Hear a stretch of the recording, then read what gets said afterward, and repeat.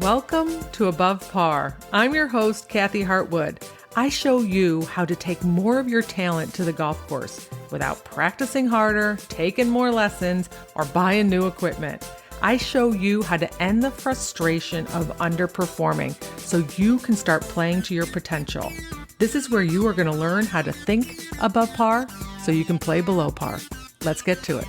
Hello, my golf friend. Welcome back to Think Above Par. Super happy that you're here and listening. So today I'm going to do a little Q&A. I have a question that's popped up. Someone asked me this. It gets asked over and over again. And what I want to start doing is answering some of your questions that you have about the mental part of the game. And so this was the question I got. How do I stop one bad shot from messing up the next few?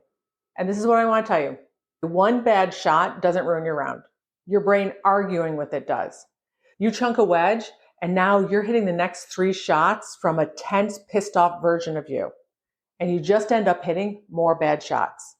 Okay, so this is the key. It's not the bad shot that's the real issue. It's the emotional residue that it carries and it leaves behind, right?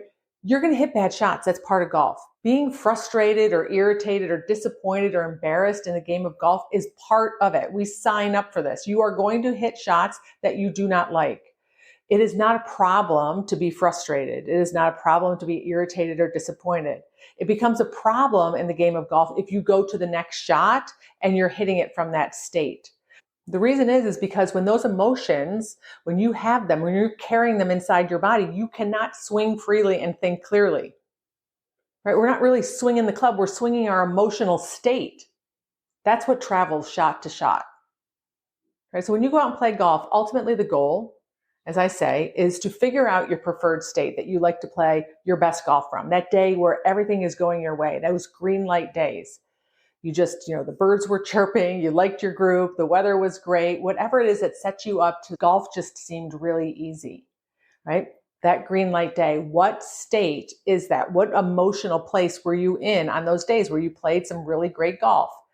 I call that one of the 3 C's. It's usually calm, certain, or confident, or a synonym of that. So you find your best state that you like to play golf from. And then the second step is for you to hit as many shots from there as possible. Because when you're in that place, you can swing and take your talent out there like you do on the range. You're not getting in your own way. You're able to focus and be very present. So ultimately, it's just a game of hitting as many shots from there as possible. Right? So when you get irritated, that's not a problem. When you get aggravated, that's not a problem. You hit a bad shot and you create a story about it, right? That you should have hit a better shot, or you're really upset with where it went, or you're embarrassed. Not a problem. This is going to happen. Your work is to get back to a place where you can swing freely over the next shot. This is the thing about golf. It's an emotional game. We could have 7 to 8 emotions on just one hole, right? We tee off and we might be a little nervous or anxious on the first tee. We hit a good shot out there and we're relieved. We walk up, we see our ball's in a divot. We're irritated. We hit a decent shot out of there and it hits right over the bunker and then bounces back into the bunker and we're pissed. We walk up and we see that our ball is in a divot and now we're really aggravated. Then we look at that shot and we see there's water over the green and now we're feeling a lot of fear. We get the ball out and we're excited. And then our partner comes up to us and says, you need to make this so that we can win the hole. We feel pressure. We end up missing the putt and now we're disappointed and embarrassed and we shame ourselves, right?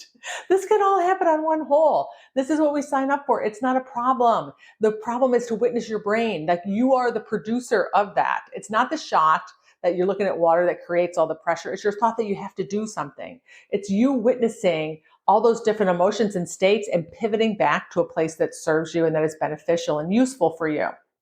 So the reason that you hit one bad shot and then it affects multiple shots is because you haven't learned how to process and get yourself back to a place of being calm, certain, or confident before you hit the next shot. But getting back to a place that's useful and beneficial for you to tap into your talent. Your talent gets trapped behind these negative emotions or not beneficial or useful emotions for you, like pressure or anxiety or stress or disappointment or shame or fear. We can't access our talent. So it affects the next shot and the next shot and the next shot. And sometimes it can build, right? Our anger can start building. And then we feel like we have this huge burden to try and get to a place where we can actually look like the golfer that we know we are. Now it seems really heavy. Okay, so let me tell you a story. I had a client who would get really, really pissed off if she didn't hit anything from a 9-iron and below 10 feet or closer, right? So she'd hit her 9-iron. If it was 15 feet, she'd be ballistic. Her wedge, any of her wedges, anything outside of that range, she'd be super mad. And then she'd carry it up onto the green, and then she'd carry it onto the next couple shots. Now, the thing that's so interesting about this is I asked her, I'm like, why a 9-iron? It's so interesting first that she went from a 9-iron down. A lot of people like to say wedges. I can see sometimes we have a discussion about that, but a 9-iron was so interesting. And this is the thing, our brain just makes this stuff up. At some point, we just attached a story to it and we believed it, and this became our expectation. So for her, her expectation was that she should hit it inside 10 feet with a 9-iron and all of her wedges. That's better than a tour player. And when I pointed that out to her, she's like, really? She had no idea. But what she was doing is because her expectation was a little unrealistic for the talent and the handicap that she had, she was going to be disappointed. And that's what happens. That's one of the reasons that we get angry, is that we have unmet expectations. So one of the things that I encouraged her to do was get her expectations in check. And that's what I would encourage you too. If you find yourself being really angry on the golf course after a mishit shot, when you hear yourself saying, I should have hit that closer, I should have hit that ball on the green, I should have made that putt, when you should all over yourself, you probably have some unrealistic expectations going on.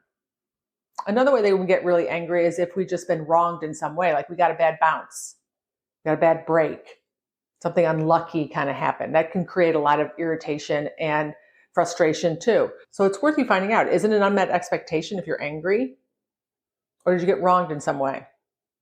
Now, the other thing is you could have all kinds of emotions after a bad shot. It might not be just anger or frustration. It could be disappointment. It could be shame. It could be embarrassment.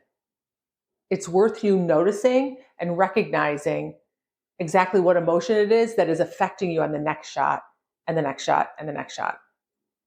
Okay, so let's put this into action. To practice shifting out of negative emotions, here's what I encourage you to do. The first thing is you have to name your emotion.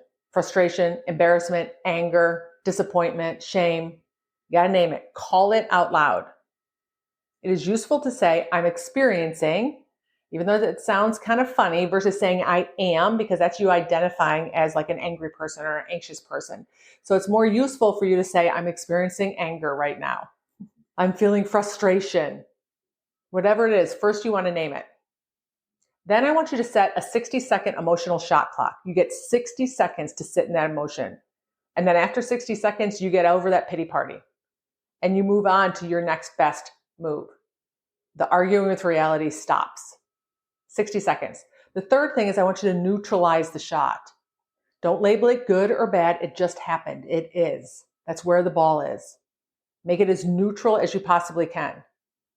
If your brain can't make it neutral, then you make a deal with your brain and say, I'm going to argue with it at the clubhouse, because your job while you're on the golf course is to get back to a place where you can swing freely and think clearly. And if you want to keep arguing with it, just make a deal with your brain and say, I'll deal with this at the 19th hole when I get into the clubhouse.